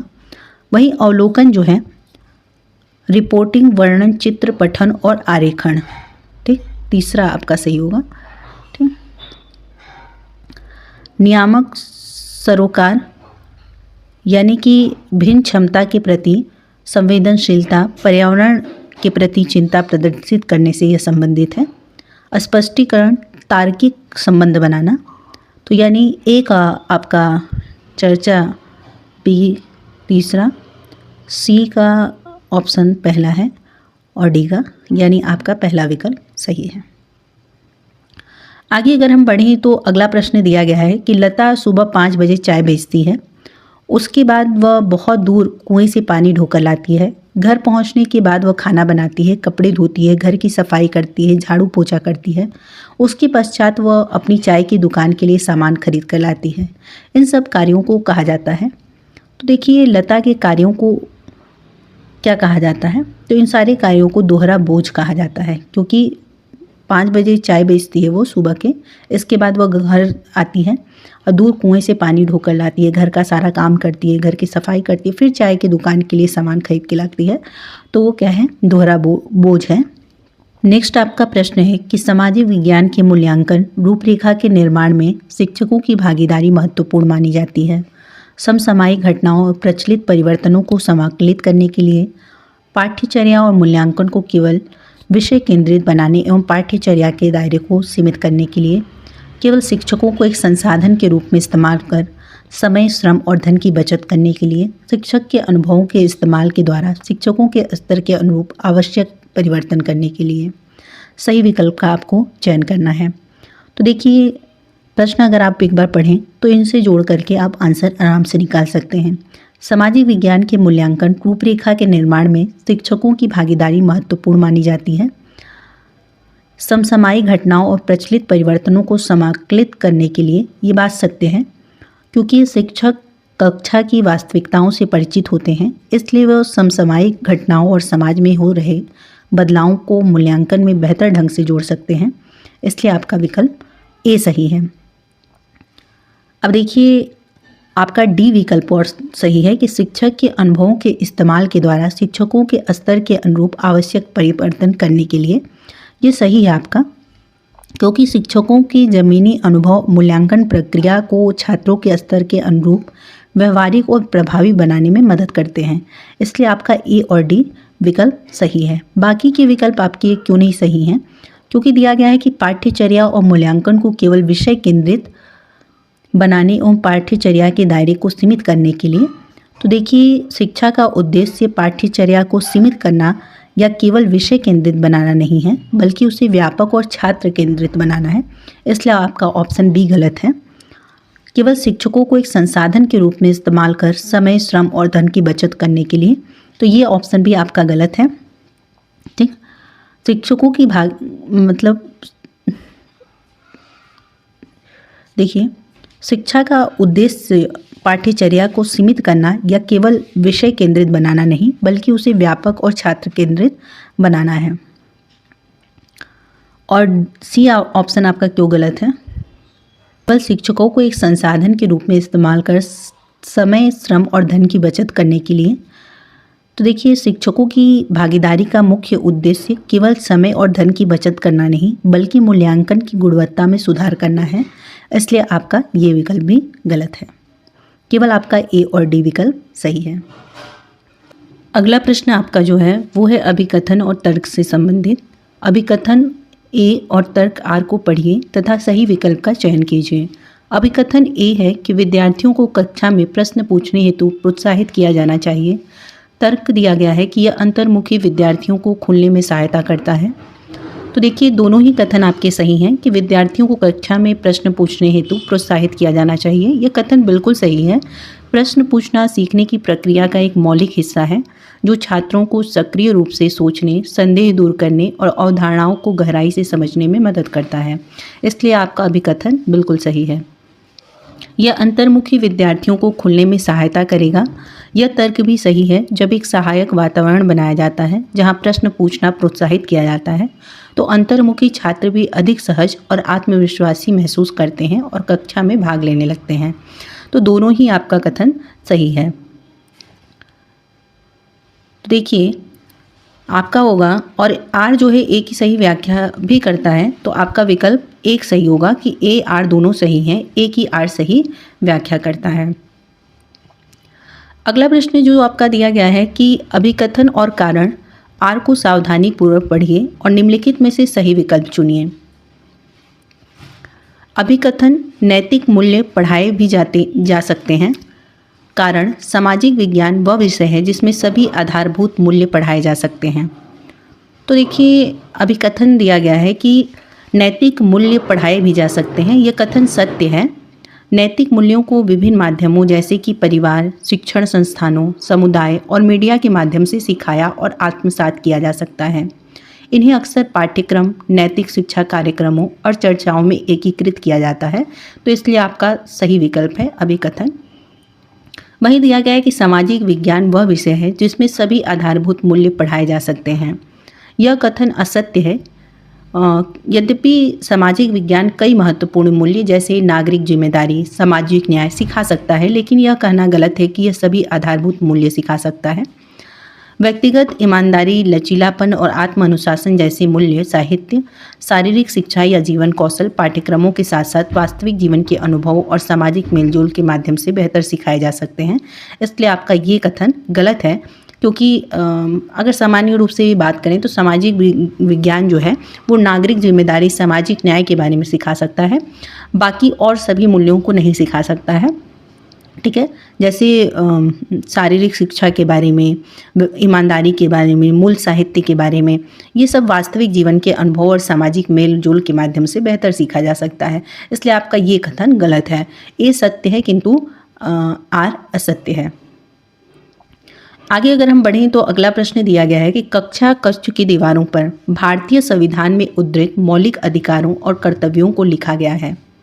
ठीक है, कक्षा कक्ष की दीवारों पर भारतीय संविधान में उद्धृत मौलिक अधिकारों और कर्तव्यों को लिखा गया है। यह बच्चों को मुख्यतः डैश के द्वारा सिखाता है।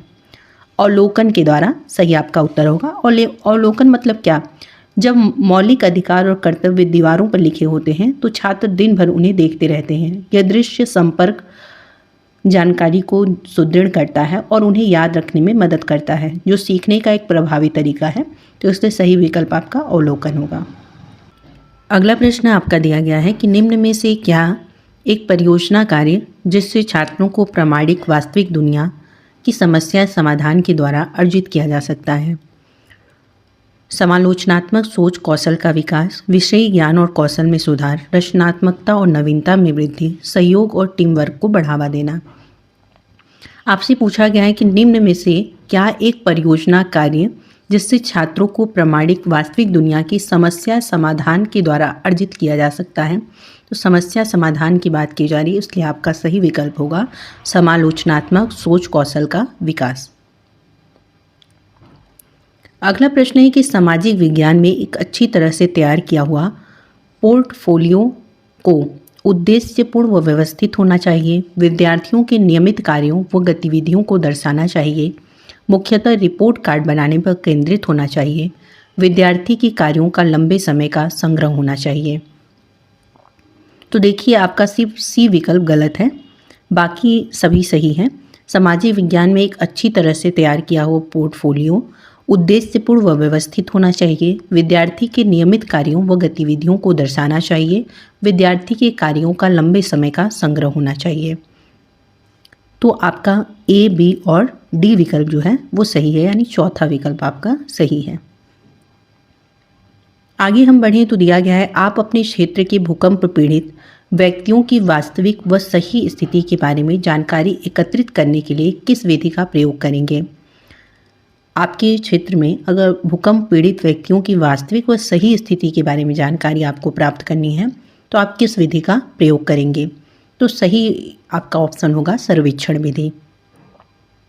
भूकंप पीड़ित व्यक्तियों की वास्तविक और सही स्थिति के बारे में सटीक डेटा और जानकारी एकत्र करने के लिए सर्वेक्षण विधि सबसे उपयुक्त है। इस विधि के माध्यम से प्रभावित क्षेत्र के लोगों से सीधे प्रश्न पूछकर, प्रश्नावली भरकर या साक्षात्कारों के जरिए उनकी आवश्यकताओं, स्वास्थ्य की स्थिति और आर्थिक नुकसान का सटीक विवरण प्राप्त किया जा सकता है। इसलिए आपका सही विकल्प जो है दूसरा है।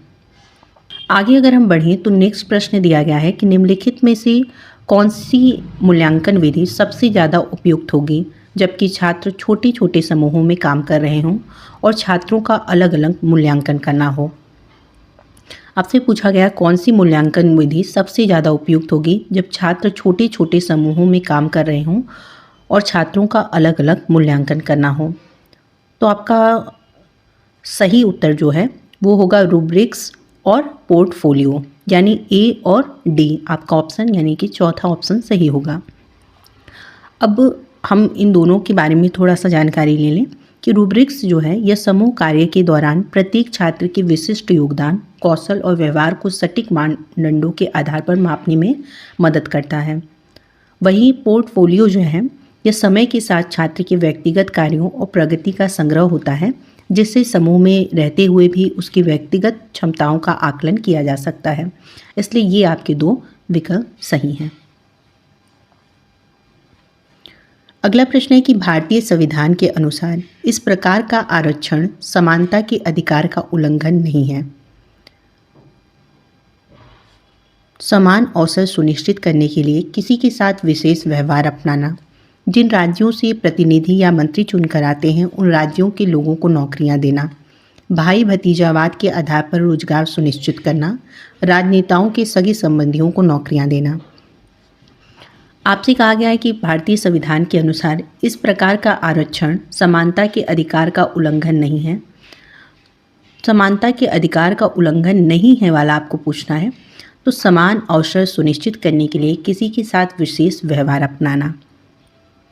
समानता का मतलब यह नहीं है कि सभी के साथ एक जैसा व्यवहार हो, बल्कि यह है कि सभी को आगे बढ़ने के समान अवसर मिलें। कुछ वर्गों को ऐतिहासिक रूप से मिले अवसरों की कमी को पूरा करने के लिए विशेष सहायता, ठीक है, विशेष सहायता जैसे आरक्षण जरूरी होती है। ठीक, तो इसलिए आपका सही विकल्प 1 है। अगला आपका प्रश्न दिया गया है कि निम्नलिखित में से कौन आलोचनात्मक चिंतन कौशल को विकसित करने का अवसर प्रदान करता है। शाहजहानाबाद में मुगल शहर तैयार करने में यमुना ने क्या भूमिका निभाई। प्रेस वार्ता का क्या प्रयोजन है, सरकार क्या कर रही है, इस पर सूचना प्राप्त करने में प्रेस वार्ता कैसे किस प्रकार आपकी सहायता करती है। आलोचनात्मक चिंतन कौशल को विकसित करने का अवसर प्रदान करता है, निम्न में से कौन सा विकल्प आपको चयन करना है। निर्दयी उदाहरणों के साथ बाजारों में अंतर कीजिए। एक लोक सेवक के लिए यह आवश्यक है कि वह राजनीतिक रूप से तटस्थ हो। व्याख्या करें। जल की उपलब्धता बस्ती प्रतिरूप को प्रभावित करने का एक मुख्य कारक है, चर्चा करें। तो देखिए आपका जो सही विकल्प है वो शाहजहानाबाद में मुगल शहर तैयार करने में यमुना ने क्या भूमिका निभाई, ये आलोचनात्मक चिंतन कौशल को विकसित करने का अवसर प्रदान करता है। ये विकल्प आपका सही है। बी जो विकल्प है कि प्रेस वार्ता का क्या प्रयोजन है, सरकार क्या कर रही है, इस पर सूचना प्राप्त करने में प्रेस वार्ता कैसे किस प्रकार आपकी सहायता करती है, तो ये भी आपका सही विकल्प है। यह सरकारी पारदर्शिता और सूचना के प्रवाह के मूल्यांकन पर जोर देता है, इसलिए आपका ये विकल्प भी सही है। सी जो विकल्प है कि निर्दयी उदाहरणों के साथ बाजारों में अंतर कीजिए, ये आपका गलत है। इसमें आलोचनात्मक चिंतन कौशल को विकसित करने का अवसर नहीं है। एक लोक सेवक के लिए यह आवश्यक है कि वह राजनीतिक रूप से तटस्थ हो। व्याख्या करें। तो ये जो आपका है विकल्प सही है। और अंतिम जो है कि जल की उपलब्धता बस्ती प्रतिरूप को प्रभावित करने का एक मुख्य कारक है, चर्चा करें, ये भी आपका सही है। इस प्रकार आपका ए बी डी ई विकल्प सही है। तो ए बी डी ई तीसरा विकल्प आपका सही है। आगे अगर हम बढ़ें तो अगला प्रश्न दिया गया है कि ग्रामीण भारत में एक बड़ी संख्या में जो लोग भूमिहीन हैं जबकि उनकी जीविका का मुख्य स्रोत कृषि है कहलाते हैं। ग्रामीण भारत में एक बड़ी संख्या में जो लोग भूमिहीन हैं फिर भी उनकी जीविका का मुख्य स्रोत कृषि है, ऐसे लोगों को क्या कहते हैं। तो ऐसे लोगों को प्रवासी श्रमिक मजदूर कहते हैं और कृषि मजदूर कहते हैं। ठीक, कृषि मजदूर ये वे भूमिहीन श्रमिक हैं जो दूसरों की ज़मीन पर मजदूरी के बदले काम करते हैं। और प्रवासी श्रमिक मजदूर ये काम की तलाश में एक स्थान से दूसरे स्थान जाने वाले भूमिहीन मजदूर होते हैं। ठीक है,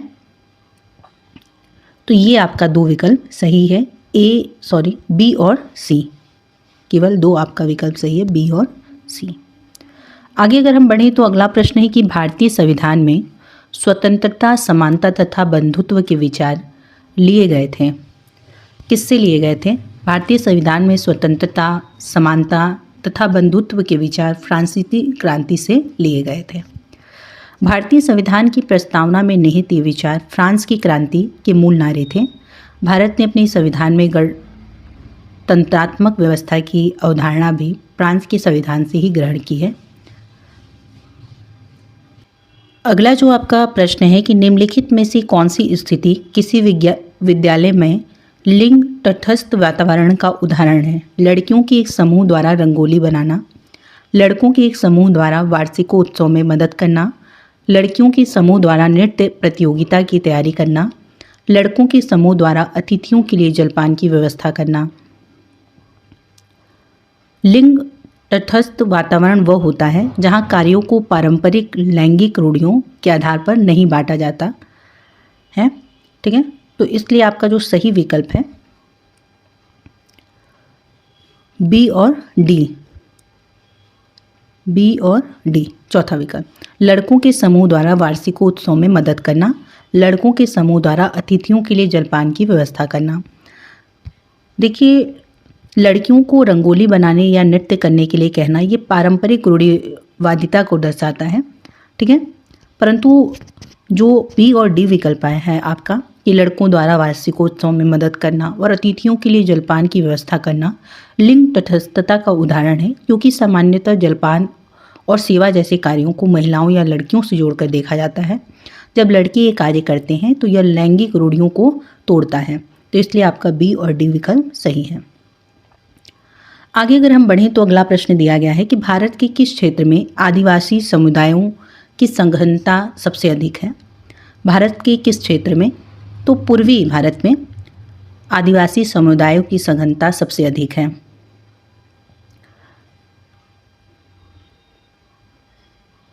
देखिए, अगर इसका हम थोड़ा स्पष्टीकरण देखें तो भारत की लगभग 75% आदिवासी आबादी मध्य और पूर्वी भारत के राज्यों में निवास करती है। अगला प्रश्न है कि निम्नलिखित कथनों पर विचार कीजिए और सही विकल्प चुनिए। कथन ए दिया गया है कि ग्रामीण क्षेत्रों में गैर कृषि गतिविधियों में निवेश ग्रामीण शहरी पलायन को कम कर सकता है। कथन आर दिया गया है कि एक विशिष्ट मौसम के दौरान पलायन में वृद्धि होती है जब ग्रामीण क्षेत्रों में कोई कृषि गतिविधियां नहीं हो रही हो। तो आपको सही विकल्प का चयन करना है। तो देखिए, ग्रामीण क्षेत्रों में गैर कृषि गतिविधियों में निवेश ग्रामीण शहरी पलायन को कम कर सकता है। ये बात बिल्कुल सही है। ग्रामीण क्षेत्रों में गैर कृषि गतिविधियों जैसे डेयरी, लघु उद्योग या शिल्प में निवेश करने से स्थानीय स्तर पर रोजगार के नए अवसर पैदा होते हैं, जिससे लोग काम की तलाश में शहरों की ओर कम पलायन करते हैं।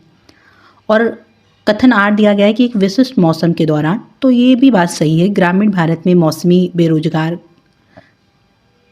एक प्रमुख समस्या है। जब खेती का सीजन नहीं होता, जैसे बुआई और कटाई के बीच का समय, तब आय की कमी के कारण पलायन बढ़ जाता है। तो दोनों ही आपका कथन सही है और आर ए की सही व्याख्या करता है, इसलिए विकल्प जो होगा आपका एक सही होगा कि ए और आर दोनों सही हैं। ए की आर सही व्याख्या करता है। देखिए, अगर आपने अब तक यहाँ तक वीडियो देख लिया है, आपको थोड़ा भी हमारा प्रयास अच्छा लग रहा हो, तो कृपया चैनल को सब्सक्राइब कर लें, ताकि आपके एक छोटे से सब्सक्राइब से हमारा मनोबल बढ़े। और हो सके तो इस वीडियो को ज़्यादा से ज़्यादा साझा करें, ताकि उन लोगों तक ये वीडियो पहुंच पाए जिनको इनकी ज़रूरत हो। आइए अब हम विषय के केंद्र बिंदु पर आते हैं। देखिए, अगला प्रश्न है कि विविधता विषय पर कार्य देने हेतु एक अध्यापिका अपनी कक्षा के 30 विद्यार्थियों को छोटे छोटे समूहों में बांटना चाह रही है। निम्नलिखित में समूह निर्माण का कौन सा तरीका सबसे उचित होगा? विविधता विषय पर कार्य देने हेतु एक टीचर है जो अपने कक्षा के 30 विद्यार्थियों को छोटे छोटे समूहों में बांटना चाह रही है। निम्न में समूह निर्माण का कौन सा तरीका सबसे उचित होगा? विद्यार्थियों की सुविधा अनुसार, आगे से पीछे के क्रम में बैठने के क्रम के अनुसार, विद्यार्थियों को के पिछली परीक्षा में आए अंकों के घटते क्रम में, विषम यादृच्छिक समूह जो किसी खेल पर आधारित हो। तो सही विकल्प आपका होगा विषम यादृच्छिक समूह जो किसी खेल पर आधारित हो। देखिए, विविधता विषय है, तो विविधता का समावेश यादृच्छिक तरीके से समूह बनाने पर अलग अलग पृष्ठभूमि, क्षमता और सोच वाले विद्यार्थी एक साथ आते हैं, जो विविधता को समझने के लिए आवश्यक है। ठीक है। अगला प्रश्न है कि सामाजिक विज्ञान पाठ्यचर्या में अनेकत्व की संकल्पना को निम्नलिखित में से कौन सा कथन सटीकता से दर्शाता है? सही विकल्प पर चयन करें। एकल विचारधारा की प्रमुखता, अनेक परिप्रेक्ष्यों और विविध दृष्टिकोणों को सम्मिलित करना, सामाजिक विज्ञान से कुछ परिप्रेक्ष्यों का निष्कासन, सामाजिक विज्ञान पाठ्यचर्या सामग्री में कठिन भाषा का उपयोग। आपसे पूछा गया है कि सामाजिक विज्ञान पाठ्यचर्या में अनेकत्व की संकल्पना को निम्नलिखित में से कौन सा कथन सटीकता से दर्शाता है? सही विकल्प का चयन करना है। अनेक परिप्रेक्ष्यों और विविध दृष्टिकोणों को सम्मिलित करना, ये विकल्प आपका सही होगा। सामाजिक विज्ञान पाठ्यचर्या में अनेकत्व की संकल्पना का अर्थ है कि समाज की विभिन्न पहलुओं को समझने के लिए कई दृष्टिकोणों और विचारों को शामिल किया जाना चाहिए। यह एक समावेशी और विविध पाठ्यचर्या को बढ़ावा देता है, जो छात्रों को दुनिया की जटिलताओं की व्यापक समझ हासिल करने में मदद करता है। इसलिए आपका विकल्प 2 सही होगा। आगे अगर हम बढ़ें तो अंतिम प्रश्न आपका है कि संविधान एक क्षेत्र में रहने वाले लोगों के बीच नागरिक नामक संबंध निर्धारित करता है और यह डैश को भी निर्धारित करता है। संविधान एक क्षेत्र में रहने वाले लोगों के बीच नागरिक नामक संबंध निर्धारित करता है और यह लोगों और सरकार के बीच संबंध को भी निर्धारित करता है। देखिए, भारतीय संविधान न केवल नागरिकों के बीच आपसी संबंधों को विनियमित करने के लिए बुनियादी नियम प्रदान करता है, बल्कि यह नागरिकों और सरकार के बीच के संबंध को भी स्पष्ट रूप से निर्धारित करता है। यह सरकार की शक्तियों, उसकी सीमाओं और नागरिकों के अधिकारों व कर्तव्यों को परिभाषित करता है। तो विकल्प आपका तीसरा सही है। यहीं आपका वीडियो समाप्त होता है। फिर से आपसे रिक्वेस्ट है कि अगर अब तक आपने वीडियो देखा है और कहीं भी आपको हमारा प्रयास अच्छा लगा हो तो वीडियो को ज़रूर लाइक करें, दोस्तों के साथ साझा करें और चैनल को सब्सक्राइब करना बिल्कुल न भूलें। यहाँ हम आपसे PYQ बेस्ड पूरे पेपर का एनालिसिस डीप कन्वर्सेशन के साथ साझा करते हैं। धन्यवाद। फिर से मिलेंगे एक PYQ वीडियो के साथ। तब तक के लिए अपना ख्याल रखें, घर रहें, सुरक्षित रहें।